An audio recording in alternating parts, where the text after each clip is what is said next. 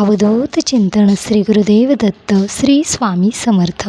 नमस्कार सर्वांचं आपल्या चॅनलमध्ये मनापासून स्वागत करते व आजच्या व्हिडिओला सुरुवात करते। फक्त 7 मंगळवार कुलदेवीला अर्पण करा। ही एक वस्तू आयुष्यातील सर्व संकट, दुःख, दारिद्र्य दूर होतील। सर्वात प्रथम सर्वांना माहिती आहे की आपली कुलदेवी प्रसन्न असेल, कुलदेवीचा आशीर्वाद कायम आपल्यावर असेल तर घरामध्ये संकट, दुःख, दारिद्र्य, अडचणी कधीही येत नाहीत। प्रत्येकाने वर्षातून एकदा आपल्या कुलदेवीच्या दर्शनाला नक्की जायला हवं। कुलदेवीच्या मूळ स्थानी जाऊन कुलदेवीची खणनारळाने ओटी भरून कुलदेवीला आपल्याकडून ज्या काही चुका झाल्या आहेत त्यासाठी क्षमा मागायला हवी। कारण आपल्या कुळाचं रक्षण करणारी कुलदेवी प्रसन्न असेल तर घरावर कोणतेही अडचणी, संकट येत नाहीत। यासाठी कुलदेवीला प्रसन्न करून घेण्यासाठी कुलदेवीला फक्त 7 मंगळवार ही एक वस्तू नक्की अर्पण करा। घरावर कुलदेवीचा आशीर्वाद कायम राहतो व आपल्यावर जे काही संकट, अडचणी आहेत त्या नक्की दूर होतात। तर करायचं काय आहे, कुलदेवीला अर्पण कोणती वस्तू करायची आहे, सर्व माहिती तुम्हाला या व्हिडिओमध्ये पाहायला मिळणार आहे। हा व्हिडिओ स्किप न करता शेवटपर्यंत नक्की पहा। कुलदेवी माहिती नसेल तर कुलदेवी माहिती करून घेण्यासाठी आपण कोणते उपाय करावे हा व्हिडिओही आपल्या चॅनलवरती आहे, तिथे जाऊन तुम्ही पाहू शकता। तुम्हाला कुलदेवी माहिती नसेल तर तुम्ही हे उपाय करूनही तुमची कुलदेवी 7 दिवसात कोणती कुलदेवी आहे ते तुम्ही नक्की माहिती करून घेऊ शकता। कुलदेवी प्रत्येकाला माहिती असणं खूप महत्त्वाचं आहे। कारण तुम्ही कितीही इष्ट देवी देवतांची उपासना करा, पूजा करा, पण काही केल्याने तुमचे जे संकट, अडचणी आहेत, अडचणीतून मार्ग मिळत नाही, या काही ज्या समस्या आहेत त्या दूर होत नाहीत, मनातील इच्छा पूर्ण होत नाहीत, सुख मिळत नाही, संसार, लग्न झालं असेल तरीही संसार सुखाचा होत नाही, मुलं बाळं होण्यामध्ये काही अडचणी येतात, व्यवसायामध्ये अडचणी येतात, शिक्षणामध्ये अडचणी येतात, घरात सतत भांडणं, कटकटी चालूच असतात। यासाठी आपण कुलदेवीची जमेल ती सेवा अवश्य करायची आहे। कुलदेवी माहिती नसेल तर कुलदेवी नक्की माहिती करून घ्या व आपल्या कुलदेवीची सेवा नक्की करा। कारण आपल्या कुळाचं रक्षण करणारी कुलदेवी आपली आई खुश असेल, प्रसन्न असेल तर घरावर कोणत्याही अडचणी, समस्या येणार नाहीत। तर आपण आपल्या कुलदेवीला फक्त 7 मंगळवार ही एक वस्तू नक्की अर्पण करा।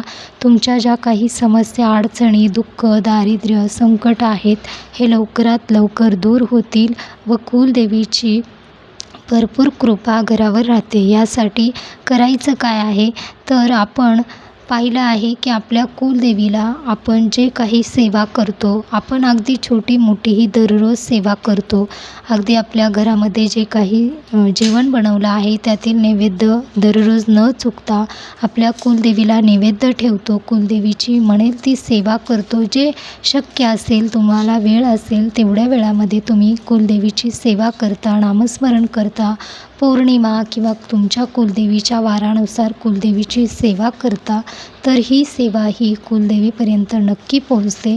पण तुम्ही कोणतीही सेवा करा, आपल्या कुलदेवीची सेवा एकही दिवस चुकावू नका किंवा कुलदेवीची सेवा ही कधीही आपल्या हातून नाही घडली असा एकही दिवस नसायला हवा। कारण कुलदेवी ही आपले घर, आपलं कुटुंब आहे, आपला कुळ आहे, याचं रक्षण करणारी आई आपल्यावर प्रसन्न असायला हवी। तर आपल्या कुलदेवीला ही एक वस्तू नक्की अर्पण करा। करायचं काय आहे, तुम्ही घरामध्येच ही सेवा करू शकता। तुम्हाला बाहेर कुठेही जाण्याची गरज नाही, घरामध्येच ही सेवा करा। काही केल्याने पहा, आपण भरपूर काही व्यवसाय करतो किंवा घरामध्ये लग्न होण्यामध्ये अडचणी येतात, व्यापार, तुमचा कोणताही छोटा मोठा व्यवसाय आहे त्यामध्ये सतत अडचणी येतात किंवा व्यवसायामध्ये प्रगती होत नाही, मुलाबाळांचं लग्न होण्यासाठी अडचणी येतात, शिक्षणामध्ये अडचणी येतात, घरामध्ये सुख लागत नाही, संकट, अडचणी या सुरूच राहतात। तर हे सर्व काही होत आहे तर हे सर्व आपली कुलदेवी नाराज असते किंवा आपल्या हातून कुलदेवीची सेवा घडत नसते, तेव्हा या गोष्टी घडायला सुरुवात होते। सर्वात प्रथम आपण कोणत्याही गोष्टीचा विचार न करता आपली कुलदेवीचे जे काही सेवा आहेत त्या करायला नक्की घ्यायच्या आहेत। तर करायचं काय आहे, पहिला मंगळवार तुमच्या कुलदेवी आपली तुळजापूरची कुलदेवी असेल तुळजाभवानी, तर देवीचा आपल्या कुलदेवीचा वार हा मंगळवार आहे. कोल्हापूरची महालक्ष्मी असेल तुमची कुलदेवी, तर कुलदेवीचा वार शुक्रवार आहे.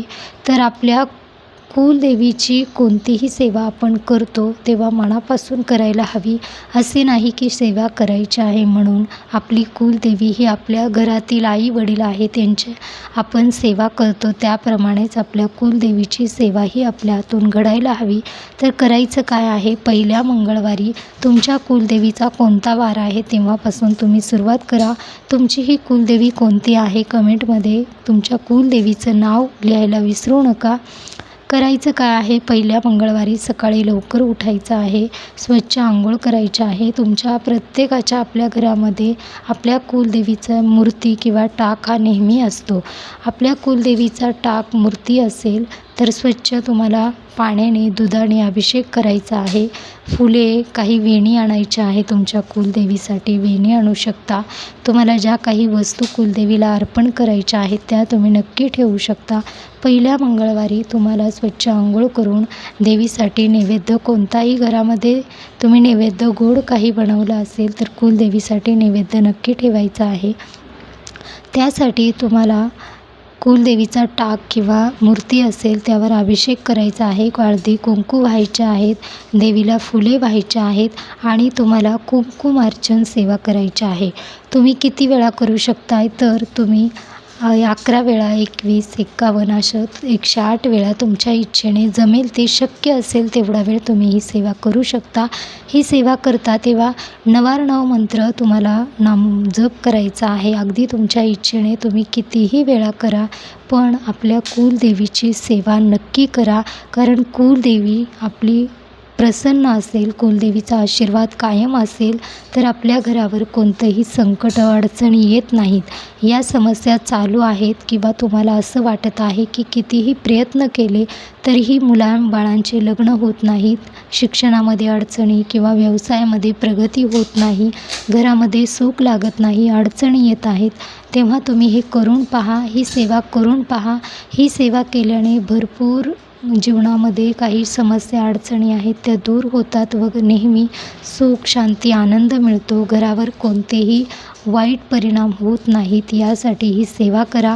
तुम्ही ही सेवा करता तेव्हापासून तुम्हाला अनुभव येतील की कुलदेवी प्रसन्न आहे व घरामध्ये सुख शांती आहे, वैभव आहे, घरातील दुःख दारिद्र्य दूर झालं आहे. तर तुम्ही ही कुंकुमार्चन सेवा करता तेव्हा तुम्ही कुंकुमार्चन सेवा केली आहे, तो कुंकू तुम्हाला व्यवस्थित एखाद्या डब्बीमध्ये ठेवायचा आहे. अगदी तुमचं कोणतंही महत्त्वाचं काम असेल तेव्हा तुम्हाला हा कुंकू कपाळी नक्की लावायचा आहे. स्त्रियांनी दररोज हा कुंकू आपल्या कपाळी लावायचा आहे. घरामध्ये प्रत्येकाला तुम्ही हा कुंकू वापरू शकता. हा कुंकू भरपूर प्रभावी आहे, यावर सेवा झाली आहे, आपल्या कुलदेवीचा आशीर्वाद आहे. तर ही सेवा नक्की करा. कुलदेवी प्रसन्न नक्की होते आपल्या मुलाबाळांवर. कुलदेवी कधीही नाराज नसते. फक्त तुम्ही सेवा करा, शक्य असेल ती सेवा करा, जमेल ती सेवा करा. कुलदेवीच्या मूळ स्थानी वर्षातून एकदा सर्व कुटुंबाने जायला हवं. कुलदेवीची खणनारळाने ओटी भरून दर्शन घेऊन यायचं आहे. कारण कुलदेवीला आपण कधीही जातो तेव्हा कुलदेवी आपलं कायम रक्षण करण्यासाठी तयार असते. कुलदेवीची कायम कृपा आपल्या कुटुंबावर असते. तर ही एक वस्तू नक्की अर्पण करा. घरातील कोणताही नैवेद्य तुम्ही दररोज जेवणामध्ये जे काही स्वयंपाक बनवता त्यातील नैवेद्य थोडासा आपल्या कुलदेवीसाठी दररोज ठेवा. कुलदेवीचे नामस्मरण करा. घरात नेहमी सुख शांती मिळते, व्यवसायामध्ये प्रगती होते, शिक्षणामध्ये अडचणी येत नाहीत, मुलाबाळांचे लग्न होत नाहीत, यामध्ये काही अडचणी येत आहेत याही दूर होतात व कुलदेवी कायम तुमचे रक्षण करण्यासाठी तयार असते. तर आपल्या कुलदेवीचा मान नक्की कुलदेवीला द्यायला हवा. अगदी तुमची कोणतीही कुलदेवी असेल त्या वारानुसार ही सेवा सुरू करा. फक्त 7 मंगळवार करा.